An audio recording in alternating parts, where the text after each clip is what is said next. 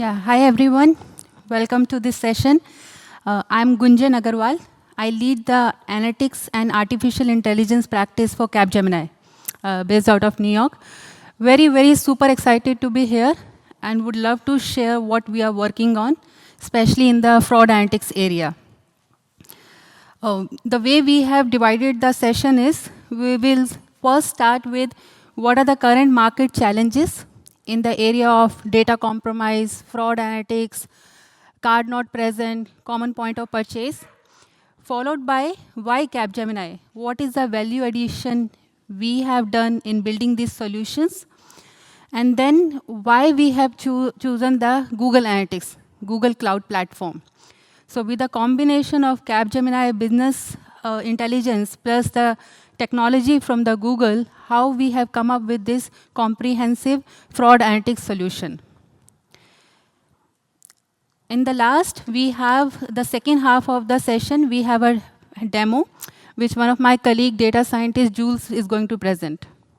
To begin with, the first point is why we are talking about fraud analytics. It's been happening from a long time. We assume that there are already the system, the technology is in place. Then why we are talking about fraud analytics still? There are certain stats which I wanted to bring in just to set up the context that what is happening in this area. There are predictions that by 2020, card fraud worldwide is expected to mushroom to a total of approximately $32 billion. It's a huge financial loss to the organizations. 2/3 of the frauds are suffered because of card not present transactions, which can be easily avoided by using a hybrid approach of machine learning and the rule-based approach. 47 of these frauds which are happening, these credit card frauds, are actually happening in the United States.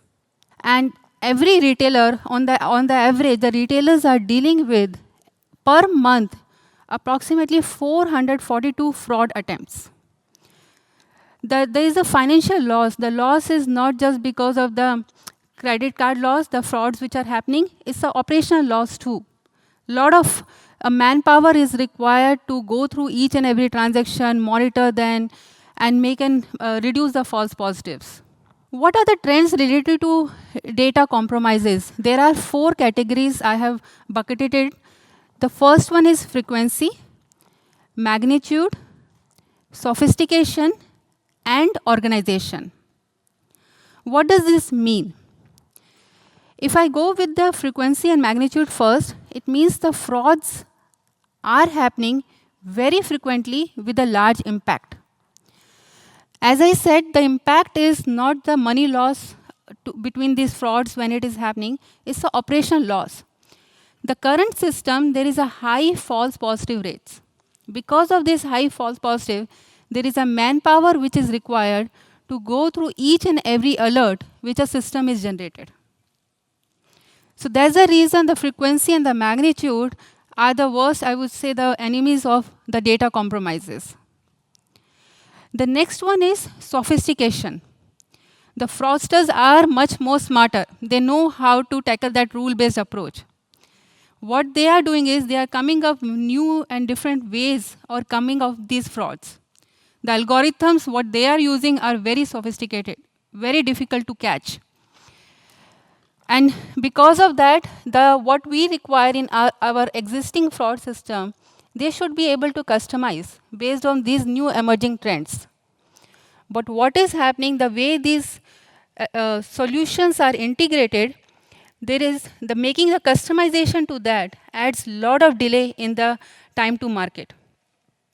That's where the Capgemini has partnered with Google Cloud Platform to come up with a solution which actually make easy way of doing customization and increase and reduce the time to market. The last one is organization. The frauds are not just limited to external. The frauds are not limited to what are maybe happening on the terminals, ATM, branches. There is a lot of internal fraud which is happening. The internal fraud done by the internal staff within the internal processes and on the internal terminals. So that is what we called as an insider threat. So these are the 4 main buckets where the data compromises are happening.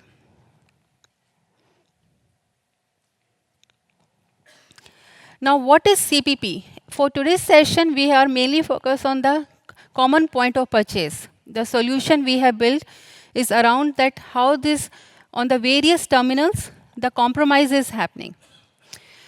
So when what is that? It means then the fraudsters using the scheming devices on the cash machines or the point of sale devices to collect information about the cards. You are going to Walmart, you are going to Target, there might be some machine where the fraudsters have put this type of a skimming device. You are swiping your cards and your information is getting collected. That particular terminal become the common point of purchase.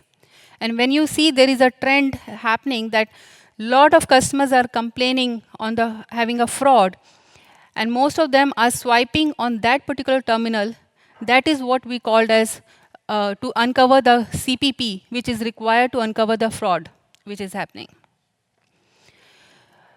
How we can handle that? By analyzing the transactional data at a regular basis.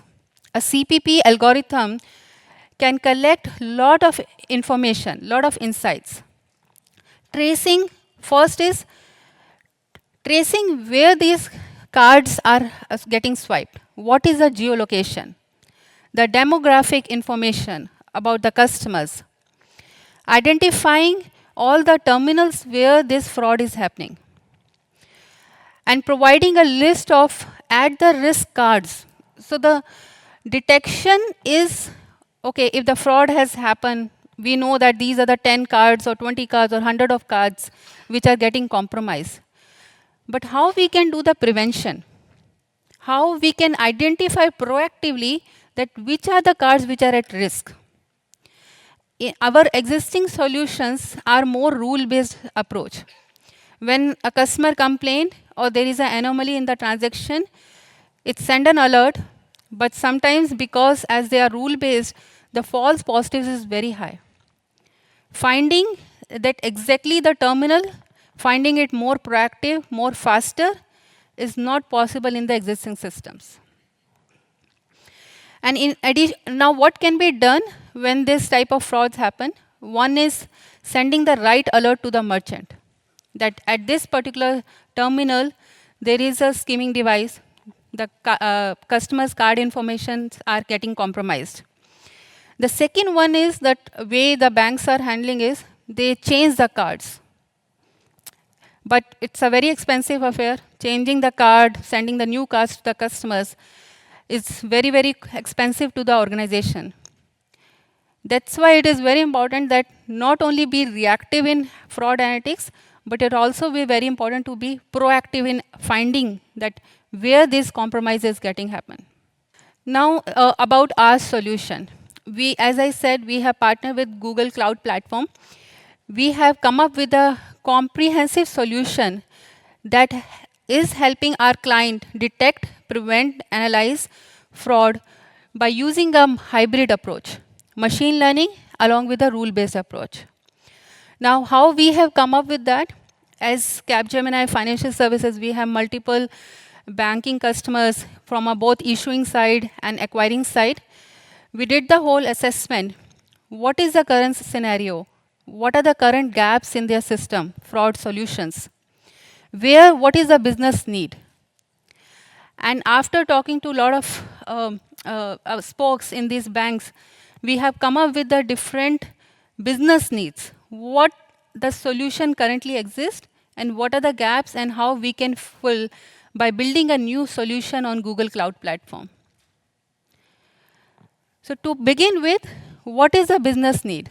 First, everyone wants to reduce false positive. There is a lot of noise in a rule-based approach. Because of this noise, the false positives increase. And there is a whole lot of team which is sitting, going manually each and every process, each and every transaction, and figuring out that whether it's really a fraud or a false positive. So the first, everyone wants to reduce the false positive. Second, detect the fraud faster before it impacted their huge customer base. As I said that by the time the fraud happen, they wait for the complaint or any anomaly. The fraudsters start using and selling in the dark web all the card information. And large number of customers are getting impacted because of that. The next one is moving the fraud system to cloud environment. If you wanted to make the detection more faster, more quicker, and using a machine learning, it's important to have more cloud environment instead of the on-prem environment. The next one is flexible pricing model. This is one of our key differentiator of our solution. The existing solutions are very, very tightly coupled. If you wanted to have a menu card of where the customers can pick and choose based on their need, that I need these components, maybe network analysis, customer 360, anomaly detection, or insider threat, that type of a facility is not available in the existing solution. They are so coupled, because of that, they are very expensive. What we have created is, we have created sort of a menu card which we are giving to our customers that pick and choose based on your need. Don't change your existing ecosystem, don't change your existing architecture. Pick up these accelerators, make it part of your architecture and make it more smarter. So that increase the whole time to, reduce the time to market and make it the decisions more faster. And that's the beauty of cloud environment and especially Google Cloud Platform. The next one is automation. As I said, like going through each transaction, a lot of manpower is required. There is an alert coming in. There is a department which goes through each and every alert. How we can automate the process? How we can highlight or send the right alerts to the customers, end customers, and the right spokes in the banks. So the automation, the workflows are very, very important in this solution. The next is enhancing the customer behavior profiles and uncover hidden relationship. When we talk about the customer, and especially if you have to figure out the location where these terminals exist, it's very important to use the third-party information of geolocation. So we have partnered with some data providers who give us a zip code plus 4 information so that we can drill down exactly, pinpoint that which terminal this fraud is happening. And not only that, we have integrated our customer 360 solution in it, where we create a holistic view of the customer to understand how they are spending, how they are swiping these cards. Because it gives us information that, okay, if this terminal at this particular retailer has compromised, there is a chances that next 50 customers are going to swipe there. Because that's the trend. That's about the customer 360. So creating their whole transaction information, their personal information, creating one more than an MDM, that's what we create a holistic view of the end customers. So these are the 6 business needs which get highlighted by our financial service organizations. And based on that, we come up with our fraud analytics CPP solution. Now in this CPP solution, we have 5 components. First, how to do fraud detection faster. Find the fraud transaction by location. As I said, we are drilling down into zip code plus 4 to figuring out that where exactly it is happening, so that we can create a zone and find that who all customers are more likely to swipe in next 5 days.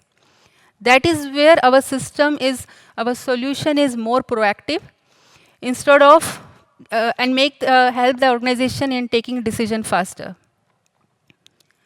Next is network analysis. So this is very nice component which Julie is going to demo, where we create a complete network analysis of the retailers and the customers. This is visually able to help the spokes in the bank, the teams in the bank, to figure out that who are the next customers who are going to in that. If customers are swiping at place A, who are going to swipe at place B too. All this network analysis is going to help in detecting the frauds. Fraud prevention. As I said, the loss, financial loss is not can be overcome just by the fraud detection. You have to be proactive in your approach. And the other components, the machine learning components we have added, the network analysis, help us figuring out that where exactly in next 10 days there is a possibility of the fraud. And all these solutions which I'm mentioning is not just related, I would say limited to financial organization. If you take telecom, if you take retailers, or any other industry in the healthcare, the components, the way we have designed it, can be leveraged with certain customization in any of the vertical. The last one is machine learning models and cloud capabilities. Uh, we have taken a rule-based, a hybrid approach here. The existing solutions where are rule, we have actually applied a hybrid and machine learning model, and it also has a voting system, which in detail Julie is going to discuss. In the real time, the algorithm which is giving more accuracy getting picked up out of that voting system of the machine learning. Now, having these 5 components, what are the benefits we bring on the table? The first one is mitigating fraud. That's our first objective. Reducing manual intervention. Once you have less false positive, the manual intervention will drastically reduce. Faster action, faster decisions by the organization, and these actions can be from a issuing side, the banks, or even the acquiring banks. The merchants, even the retailers can take the action the way we have come up with the CPP score in our solution. Reduce false positive and scalability. So scalability, as I mentioned, that there is a frequency and a huge impact of these frauds. You have to regularly check the pulse. The pulse can be regularly checked if the solution is scalable. And that's where the Google Cloud Platform is helping us in making our solution more scalable.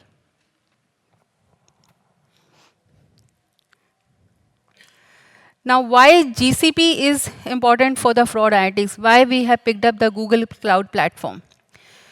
The first one is the fraud analytics require a huge storage services. For initial model building, a local data lake of transaction must be processed. You need to train your model based on the historical data. And luckily, the Google has the ability to connect you directly to their network with a lightning fast upload speed. So we come up with all the parameters which are the must to have for a platform. And one of it, as I mentioned, that huge storage device services which Google was providing to us. And once the platform is up and running, the services we are building must be able to scale, automatically scale, and match the number of transactions which are happening every day. And that's where the Google Cloud Platform plays a major role. It gives us a very scalable option of our solution. The second one, TPUs, the faster processing. And yesterday, we all know Google has made an announcement about the TPUs. As we have a voting system of the machine learning model, the algorithm should be able to detect the fraud faster. That's where the TensorFlow processing units and scalable VM instances are helping us in fast delivery of computations in both static and real-time situations. And speed is one of the crucial aspects of the fraud detection. Any delay leads to a huge impact on the customer. More and more customers get impacted if there is a delay in detection of this fraud. Third, we need a front-end application. We wanted to make it very, very user-friendly application so that it is not just limited to the technical people. Even the business users can use that application and in near to real time can see what is happening, if there is any alert, where the fraud is happening, which terminal it is, who all customers are getting impacted. And if they can connect it with the email system, they can shoot out the emails quickly. So for that front-end application to be very easily deployable and customizable, the app engine of the Google gives us that flexibility. That environment offers us seamless integration with various other APIs. So the development team don't waste the time learning a new language. They can drag and drop. They can immediately host the applications or the services on the platform. The last but not the least, the rule-based model, we all know the limitations of it. And as I said, we need a heavy lifting machine learning models for the fraud detection. And Google Cloud Platform having a dedicated machine learning engine service for deployment, version management, and hyperparameter tuning help us in tweaking and development faster. All the models, the complete model lifecycle from the development to productionization, that's where the GCP plays a very important role. So these were some of the parameters which we were doing the assessment that which platform worked best, and that's where the Google Cloud Platform fit into the requirement. And we partnered with them in building this fraud analytics CPP solution. Next, why Capgemini? As I said that we in Capgemini, we are a consulting firm. We have that business scenario. We know the business requirement. We work very closely with the financial organization, various different verticals, to understand the business need.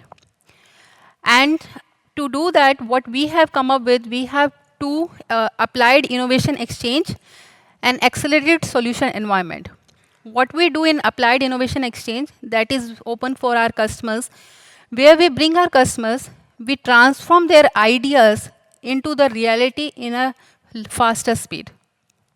We work with them closely. We bring our own accelerators through ACE platform, which we keep building in our lab in Capgemini, so that it brings their dream into the reality much more quicker. For the machine learning and artificial intelligence, we have our own frameworks, which we have deployed so far to multiple customers. And they are successfully able to make the whole enterprises more AI powered. From the chatbots to the NLP to the email classification and various other financial advisor genome, there are multiple solutions we have built in our platform with our partners and which we have already deployed to different customers. The next one is market trend. We continue keep doing a lot of assessment, not just from our customer perspective, but overall market trends, which help us in understanding proactively where the market is trending, what the future is. Let's contact center future, let's take, or the organization future, marketing team future. So we work very proactively with our customers to bring that changes and to bring that impact into their firms. And last, with having an expertise in different verticals, working with different financial organizations, we know what is required, especially in the AI area, what can fail.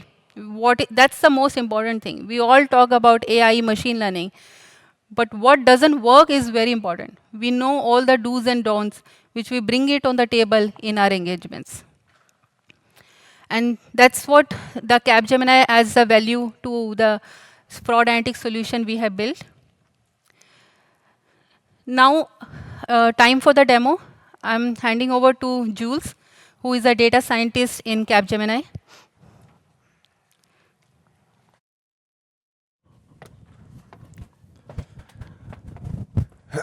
Hey everyone, my name is Jules DeCournay. I'm the lead data scientist and solution architect for this project.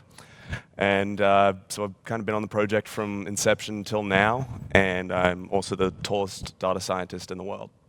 So the total project is sort of broken up into three main areas. We have the computing and the processing side, the data and how it's stored, and then the front end and output side of things. So we used Compute Engine on the Google Cloud to host various virtual machines running Python on Data Lab, where we could then build our rules-based algorithms. From there, once we were happy with that, we feature engineered from about 15 or 18, I think, features into upwards of hundreds. Once we were happy, we then trained 3 different machine learning models and put those into a voting classifier because we were really trying to squeeze as much out of the data as we could. The voting classifier picks the best model for each different transaction, so you're getting the best prediction every single time. We uploaded the data onto cloud storage and then imported that into BigQuery so we could run our SQL and different Python algorithms on that. In real time, the data will come out from the bank's mainframe into the cloud so we could run pulse checks on the different frequency of fraud, send predictions back, and then also archive that data securely on the cloud for future training and stuff like that. So the front-end side, we used App Engine flexible environment to host the web app. It was a Python Flask server. And we did that because it gives us frequent system reports, seamless integration with the back end. It's very secure. And it's got easy maintenance with automated log files, version deployment, and version regression as well. So enough talking. Let's get to the demo. This is the web app. As I said, it's hosted on App Engine. And so this is the OAuth 2.0 authentication service. I'm sure everyone's familiar with this. I've seen this sort of login button before.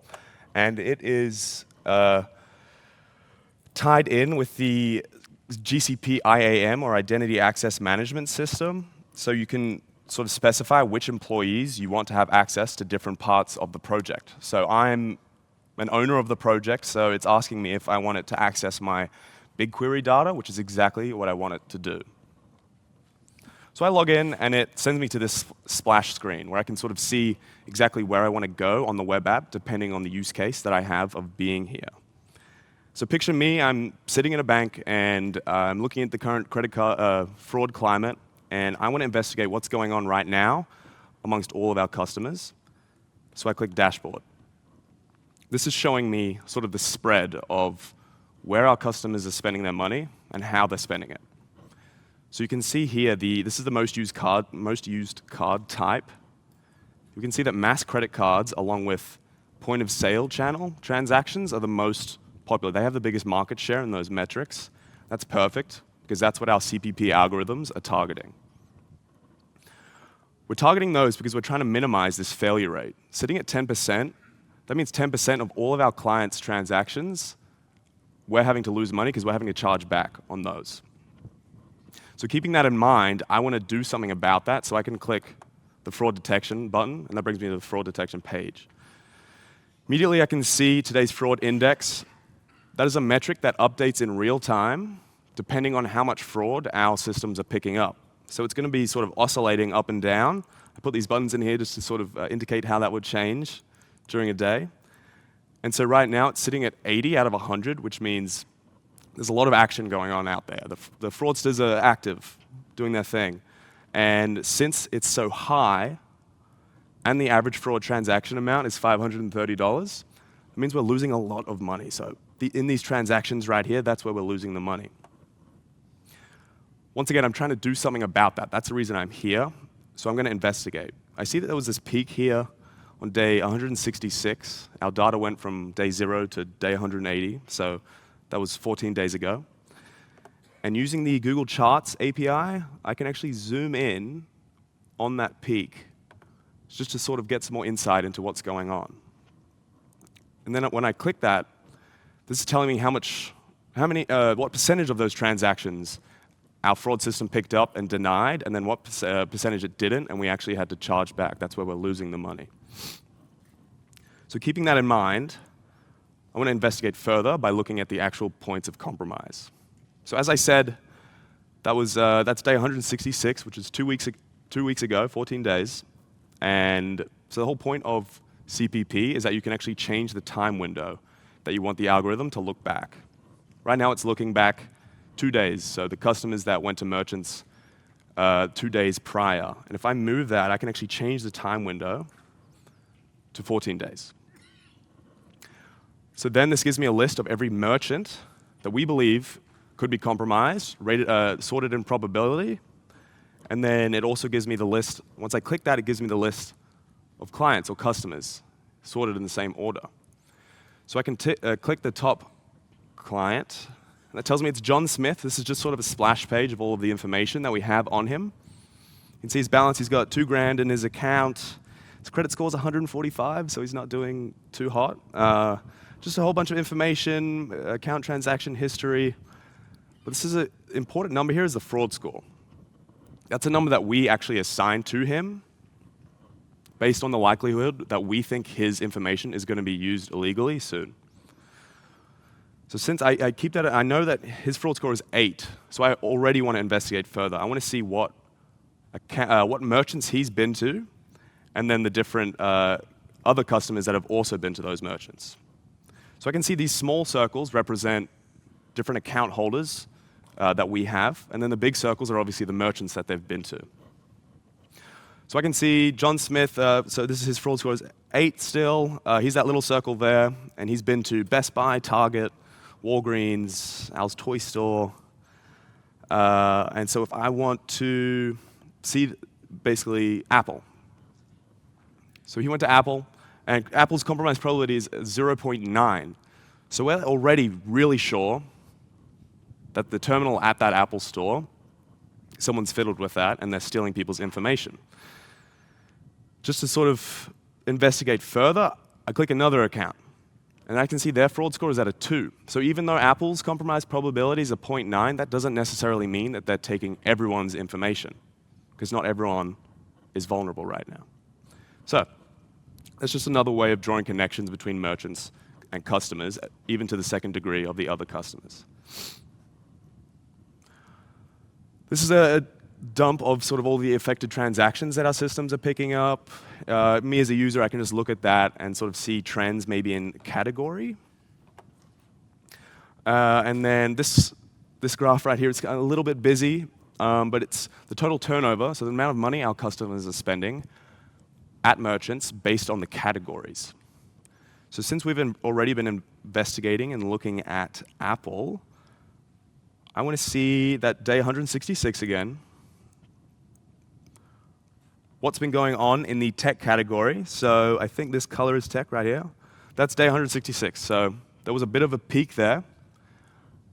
And since it was a $3,000 transaction only, usually tech products are fairly expensive. You know, you buy like a phone or a computer or something like that. $3,000 is maybe only a few purchases. So that could be one swipe of a fraudulent swipe made by a fraudster, right? So this whole time, we're just taking information in from so many different sources and starting to build this picture. Okay, so the whole time, in the background, our systems are working to detect the fraud, right? Even though right now I'm looking at this, it's always working in the cloud, and I put this button in here just to sort of indicate when our system detects a fraud.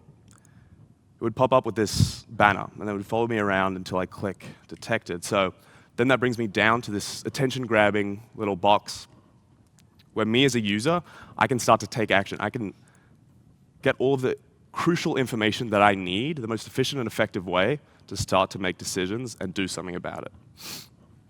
So I can see this is the alert ID tied with that. It was a $5,000 transaction. I can look further into the customer. So it was John Smith. We'd applied that 8 fraud score to him, and then he ended up having his information used illegally.